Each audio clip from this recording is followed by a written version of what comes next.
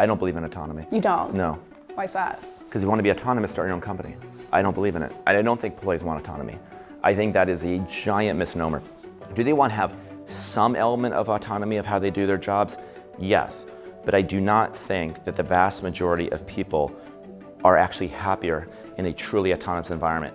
Brian Chesky is the founder and CEO of the roughly $85 billion home sharing business, Airbnb. We weren't visionaries. What we were people that had an experience no one else had. The company has been around for nearly 20 years and has had its ups and downs, but Chesky remains adamant that he will overtake the hotel industry. I really had to evolve by empowering and enabling, which is totally different than doing. You have to go from doing it yourself to enabling everyone else to be able to do great work themselves. In 2025, the self-made billionaire plans to roll out the biggest updates to the business ever. I sat down to understand how he sees the industry, how he plans to take hotel market share, and his management philosophies behind being in founder mode.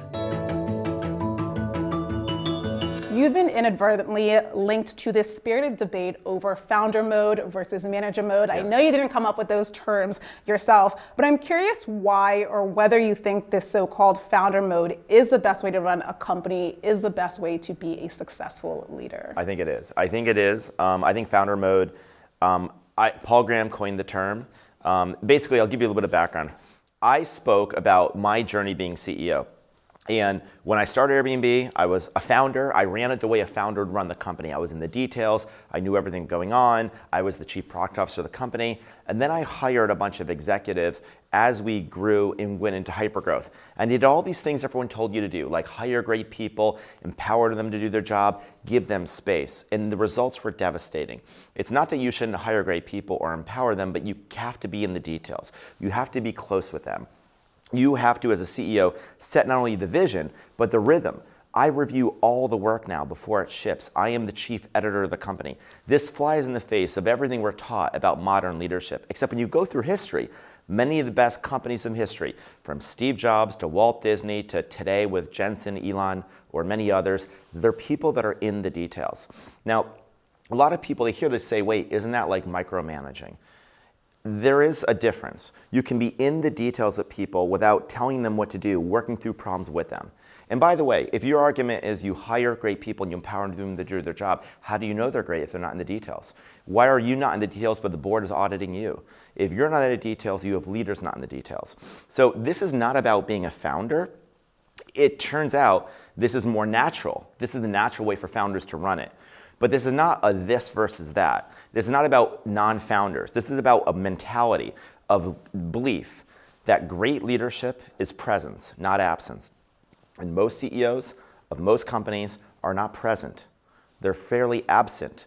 I believe the chief CEO, the CEO should be the chief product officer of the company.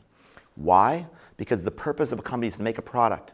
And so why wouldn't the CEO be the expert of the product? You said that early on, distancing yourself from the details was deleterious. How so? So many ways. Like customer service.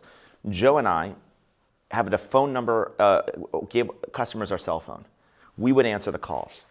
And then one day we're like, we need to hire someone who knows more about customer service than us to do it. And then we just let them build out customer service. And I could do it for every function. And what people do is they hire people and they just let them do their job. That is wrong. No leader should ever, I don't think, do that.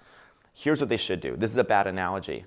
One time, I'm a terrible golfer, but I went to get like a golf instruction. And I had a golf instructor, and they taught me how to swing.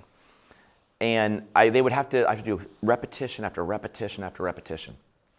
Thank God they were there, because if they weren't there, I wouldn't know how to swing. I would develop a wrong swing, and they have to correct me. So when you hire people, the first thing is you should interview as many employees as possible. I interviewed the first probably 400 employees. The directs to my directs, I treat as a dotted line to me. I'm the co-hiring manager. And when people start, we start in the details, which one could call good management, like apprentice-based model. Even if they know more than you about their function, they don't know more than you about the company or your standards or your pace, and they don't know how to integrate. So you have to help them.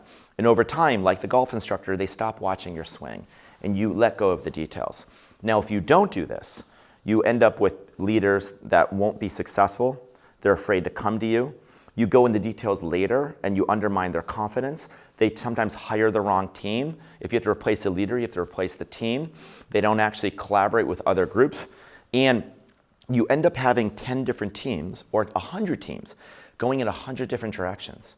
And maybe they use different technology stacks. They have different marketing messages going out. The whole company ceases to row in the same direction.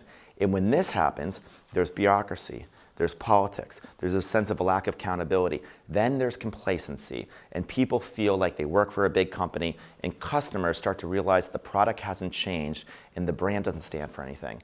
These are all things that come from an absence of leadership or CEOs not being adequately involved in the details of the product or the organization. Let's use that really great golf swing analogy. At what point do you stop holding their hands and helping them swing? Because employees, they do want autonomy. So at what point do you say, okay, you're empowered enough, go forth and flourish? Does that happen? I don't believe in autonomy. You don't? No.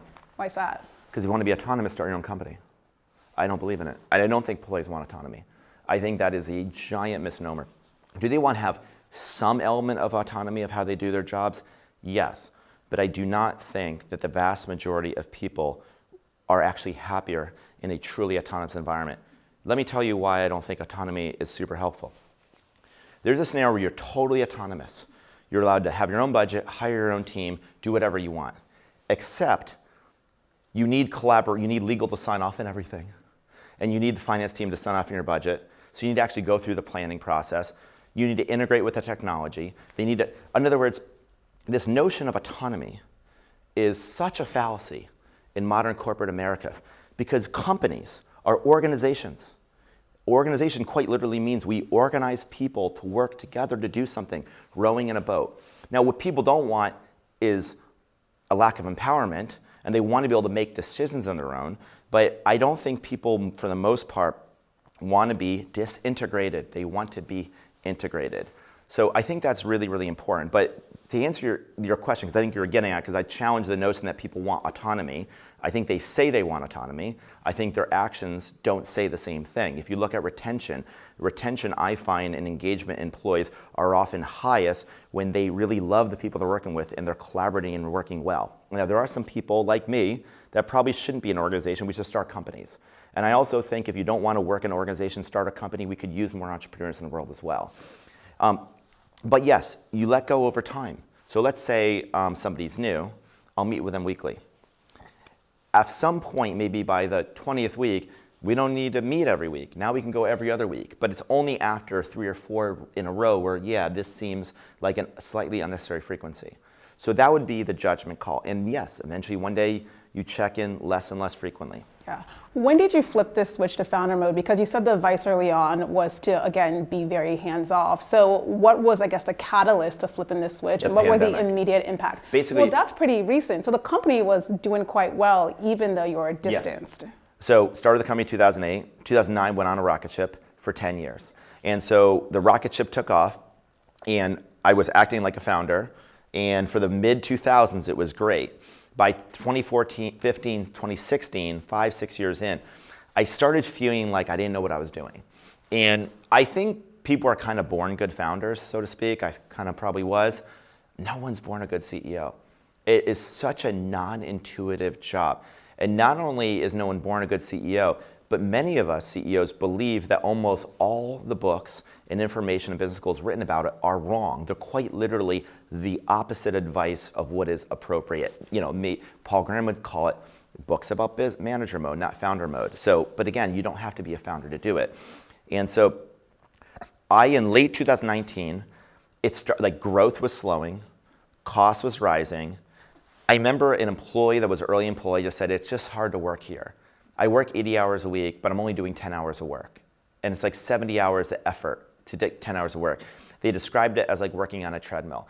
We had a lot of bureaucracy. We had meetings about meetings. Anyone watching and they're in an organization where there was a meeting about how many meetings there are? Like, it was just that kind of stuff. It was there was politics. There was just a lot of things creeping in, all the bad words in the big company. And then I met 2 people that changed my life. One was Johnny Ive, who was the head of design at Apple. We were reacquainted. And the other was Hiroki Asai, who was the creative director at Apple. And they showed me this other way of running a company that Steve Jobs did. And I couldn't believe it because Steve said he wanted to build the world's largest startup. So we had a functional organization of as few employees as possible. All the managers had to be in the details, not just Steve. They all had to be experts. Steve reviewed all the work. He did these product reviews. And they all culminated in these big launches.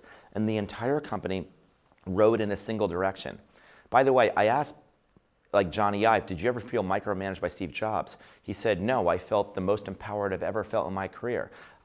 Nothing against the post-Steve world. I bet you Johnny felt more empowered in the Steve world than the post-Steve world, even though Steve visited the office every single day. There's this notion that power is zero-sum. Either I have the power or the employees have the power. There's a scenario where we're all powerless. It's called a lot of Fortune 500 companies. There's also a scenario where I have power and I give that power to you. It's not zero-sum. So that's what I tried to do. And I met these two people late 2019. And I had this image of like not running it like Steve Jobs, but like taking some of these principles. But we're about to go public. And I can assure you the worst thing you should do before you go public is like blow up the company and like reorganize it. So I don't know what to do. All of a sudden, it's late January.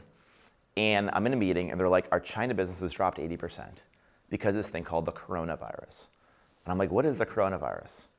Well, 8 weeks later, everyone was talking about it. And we lost 80% of our business globally in 8 weeks. That's like in 18 we were going 100 miles an hour and slamming on the brakes. It was very bad.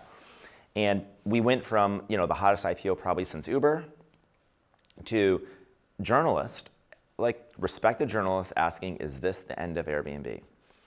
And I said, well, Andy Grove from Intel once said, bad companies are destroyed by a crisis, good companies survive a crisis, but great companies are defined by a crisis. I said, this is going to be our defining moment. And I now have a blueprint. We're going to go back to not the Navy, but the Navy SEALs of startups. We're going to be this really lean, elite organization where not only am I in the details, we're all in the details. And by all being in the details, it's like one shared consciousness. It was the best thing we ever did. We made these changes. And I think we've kind of, in a way, never looked back. The company went from losing money to one of the most profitable companies in all Silicon Valley. We make more free cash flow for every dollar earned than almost any company in Silicon Valley. We've made over 500 improvements to the product in 3 years alone. And most importantly, the next couple of years, we're going to be launching new products and services. The Airbnb brand is a noun and a verb used all over the world. It means to get a house by the night. One day, the Airbnb brand will mean something more. I'm going to circle back on your future expansion plans. But first, I want to bifurcate the next question. When you decided to restructure the organization, or really how, or getting back into the details, I should say, first, how long did that take in totality, and how receptive were employees? Because it's quite a shift from what they'd known, especially those who had been with you for quite some time. I have to forewarn that, when a CEO gets in the details, it's initially, the people are initially pretty concerned and not super receptive. Again, why? Because it flies in the face of what everyone knows, right? Employees believe that when things are dysfunctional, it's because leadership is too involved, not that there's an absence of leadership. They assume that employees want a lot of autonomy, not realizing that autonomy can also lead to powerlessness, that you're just left in a bureaucracy that you can't navigate, and without political capital, you go nowhere. That's a real situation. So I would say I've been doing it for the last 4 years. If you want to take control of your company back, and it's usually vis-a-vis the organization, not the investors, it's a 1 to 2 year process. And I was working, maybe 80 to 100 hours a week, so way more than most people want to sign up for. I think you can do it in fewer hours. But here's the amazing thing. It's like 2 years of a lot more work, and then you have a lot less work to do. So here's the paradox. I'm in many more details, and yet I have way more free time on my hands than the old way where I wasn't involved. Because in the old way, you still have meetings, but you have meetings for things going wrong. Because you're not in the details, there's always someone resigning, leaving, a project has to be redone. You're brought in on these, and then you have these very long meetings because no one knows who's the decision maker. And you have all these committees and there's this swirl. You have to sit through these really long presentations. And it's just a very inefficient way to run a company. So, are you meeting averse? Oh no, absolutely. No, the main way I get work done is meetings. I am averse to bad meetings. What's a bad meeting? A bad meeting is a meeting with too many people and there's only a few participants and a lot of spectators. If everyone's not talking, most meetings should have everyone contributing and talking, or the meeting should be smaller. Almost every company has too many people and they're afraid in the name of being inclusive to uninvite people, but that's not what inclusion is. That's a slippery slope. You need as few people in a meeting, not as many people. Every meeting needs a leader. The meeting needs an agenda. It needs to be prepared ahead of time. And it needs to be clear who the decision maker is. A lot of times there's no clear decision maker. There's a bunch of peers trying to agree. Peers can't agree quickly. So then you end up with this committee vibe where people just talk endlessly without making a decision. There has to be a sense of urgency and action. So I just think, I feel like there needs to be a manual, like how to run a company, and it's not business school case studies. It's got to be like, here's just a checklist of things to do. Because like for your job or other job, you become a doctor, you go to medical school, and they tell you the things to do, and you don't just have to figure it out. And I think all of us, we have to figure out our market, our product, and we should. But why is every founder independently having to figure out management theory? Why are we doing that? Any decisions, and you kind of touched on this, any decisions you're like, I don't need to weigh on in this, I'll delegate this one. I'll give you an example. We do ads. We do these like really cool TV ads. And I used to review all the ads and do multiple reviews of the ads because I was trying to develop an aesthetic with the team. Then pretty soon I only need to review the ads once and get feedback in a meeting. Then they started just sending to me, and if I have a problem, I'll tell them. And now, a lot of the new ads I don't even look at. But when we launch this new Airbnb, I'm going to go all the way back to reviewing everything again because it's a giant step forward. Does that make sense? So there is a letting go, but it's not a permanent letting go. It's a letting go to do something transformational. Is founder mode just a Brian Chesky thing at Airbnb, or is it embedded through every management level of the organization? You expect all of them to be in the Every details. single one. Every single one. And that's where the name founder mode is a little bit confusing because it suggests like I'm the founder in founder mode and no one else is.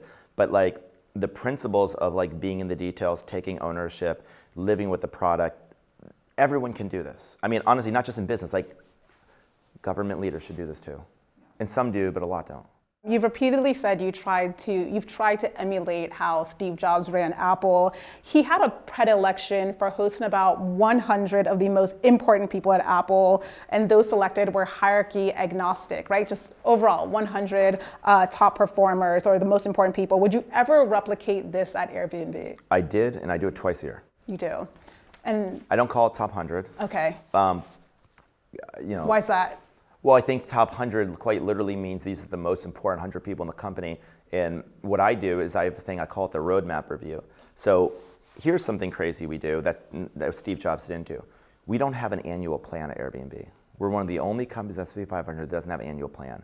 We have a budget each year, and then we have a rolling 2-year strategic plan. It's a 2-year plan, 24 months, and it's updated every 6 months. We decouple the budget from the strategic plan. See, right now, everyone watching, probably if they work at a big company, I guarantee you what's happening is the CFO and the CEO have told 20 teams in their company to tell us like what you're going to do next year, your strategic plan, and what you need, your budget and your headcount. And everyone's going to ask for the world, and then you're going to say no, and you're going to have this negotiation. Now you have this reconciliation, and that's how most companies do planning, and it's crazy. What we do is we do a budget like a week. It's like, here's what we're going to spend. We have a rolling 2-year plan, which is a strategic roadmap. I pick the 80 to 100 people in the company. I've realized twice a year is the better frequency for us because we want to have a rolling 2-year plan every 6 months. It is not just the most senior people, but it's generally the most senior people. But I pick all the people. At most companies, there'd be a protest if the CEO picked people because they would be considered their favorites, and it would be considered unfair and not systematic. And I think ultimately the CEO should have favorites. The favorites have to be on fair criteria. But if you can't have favorites, if you can't say this is a high performer and this is what excellence looks like, then you're going to be in big, big trouble. That is just not good leadership. Now, it can be fair criteria. You can have people making sure there's not unconscious bias, people keeping you honest, looking for disparate impact inside the organization. You can do a lot of surveys, and you can use that to reinforce your assumptions. But the notion that a CEO should not have discretion in decision making of who should be in a room, like the President of the United States would pick, we should pick too. It doesn't matter what level you're at. So we do that as well. Now I just want to say one thing. I take a lot from Steve, but I'm not Steve Jobs. I'm not trying to be Steve Jobs. There's a lot of reasons why no one should try to replicate him. It's a different era, different skill set. We're a different company. So I've picked my own way of a company, but it turned out that a lot of what he did, which is not that different from what Walt Disney did and other CEOs before him, are good starting places. And then I've adapted it. Who's your favorite at Airbnb right now? Favorite what? You said you pick favorites. Who's your number one? Oh, I have so many favorites. That's such a political answer. That's a politician's answer. I mean, I don't even know if I have a single favorite. Like, I think of the company, we have 7,000 employees. I think of a company as 100 people, and my job is to manage 100 people. And it's their job to manage everyone else. That's the way I think about it. And so many of the people that I invite to roadmap review, and there are dozens and dozens the favorites, this is funny. My favorites are the people that I'm honestly, like, I'm texting. And your adorable dog, who's my your dog screensaver. on the home screen. So another thing I do is I will text 11 employees, and I'll call employees. If we want to talk, a meeting is not the best way to do it. I don't do one-on-one meetings really, unless it's like somebody, I don't believe in one-on-ones, and almost no great CEO in history has ever done them. Very few. Again, we can go down the list of CEOs who don't do one-on-ones. Well, why don't you? Almost every CEO did one-on-ones, and they realized that the one-on-one model is flawed. It's a recurring 1 hour one-on-one meeting where the employee owns the agenda. And what happens is, like, they often don't talk about the things you want to talk about. You become like their therapist, but they're bringing you problems, but oftentimes they're bringing you problems that you want other people in the room to hear. In other words, there's very few times an employee should come to you one-on-one with other people. If they're concerned about something, if they're having a difficult time in their personal life, if they want to confide in something, they don't feel safe, like, telling a group. But that should be, like, infrequent. If that's happening frequently, that is a very ominous sign for your organization. So Jensen Huang says, I don't do one-on-ones because I want everyone to be part of the solution and get the wisdom. When you make lots of one-on-one decisions, then people feel like they don't have a decision made, they don't feel like they had a voice, they didn't have buy-in. So generally, you do group meetings. All of us choose to do group meetings. Now, there's a caveat.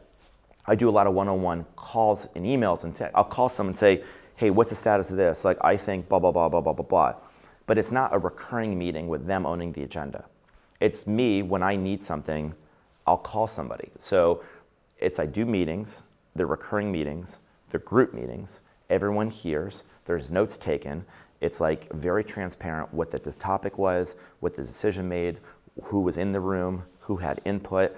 So if the process was unfair in some way, I don't want to say unfair, inadequate, there's at least a record of the process and people can weigh in.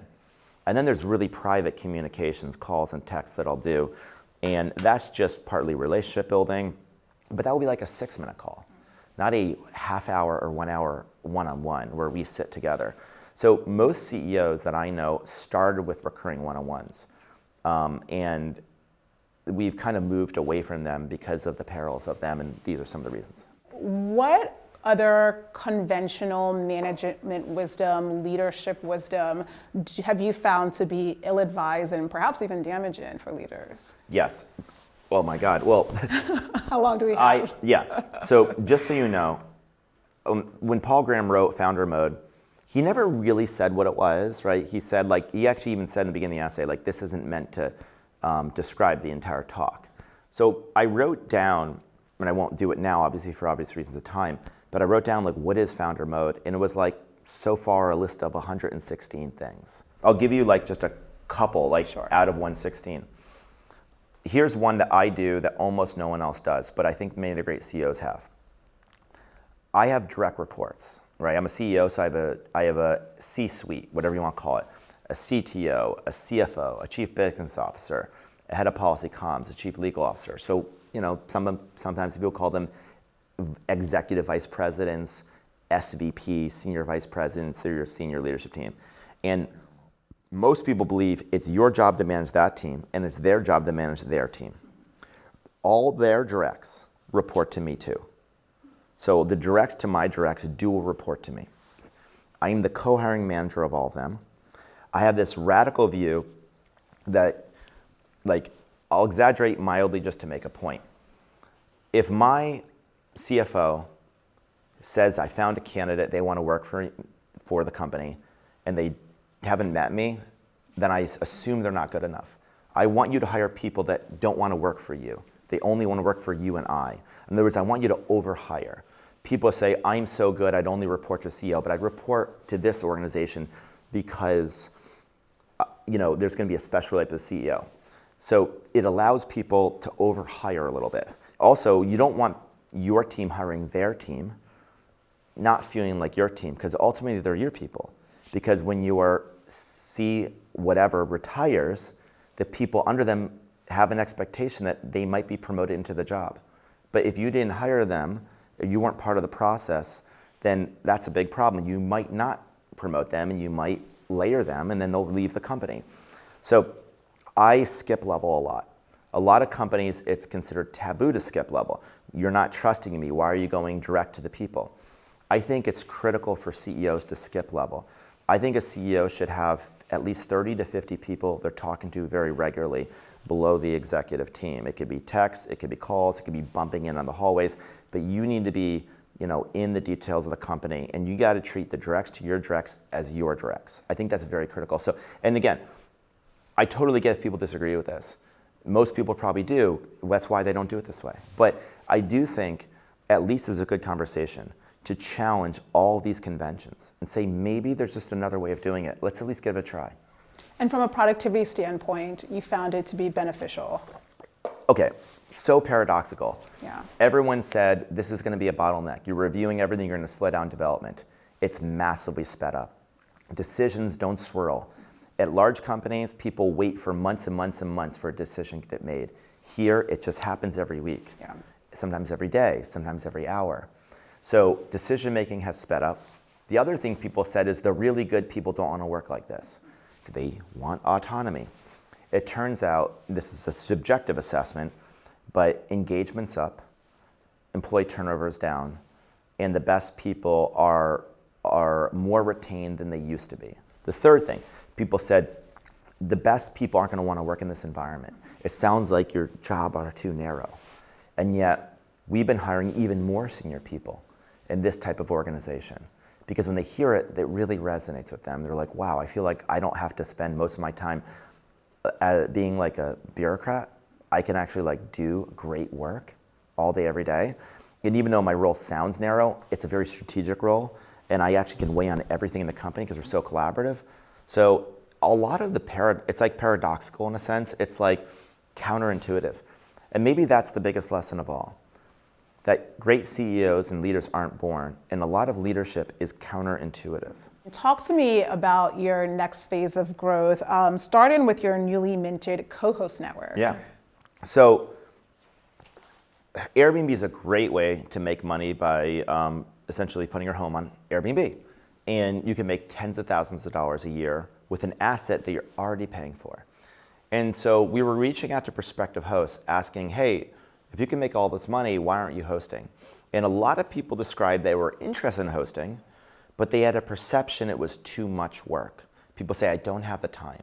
Or let's say someone here lives in New York, they've got a summer home in Florida, but they can't actually go to Florida every week and check the guest in.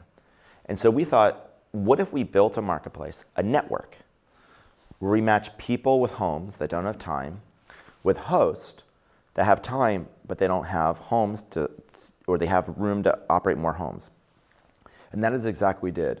We built a network of co-hosts. We call it the Co-host Network. It's over 10,000 hosts in 10 different countries. These are some of the best hosts on Airbnb.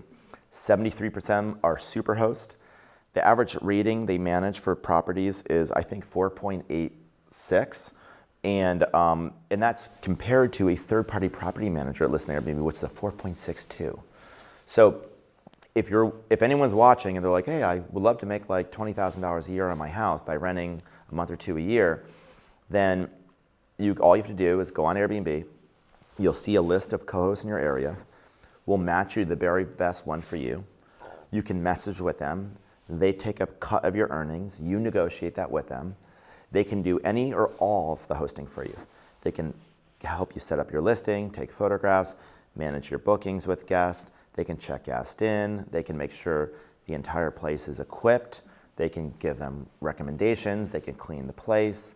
They can do turnover. They can do everything soup to nuts or just part of it.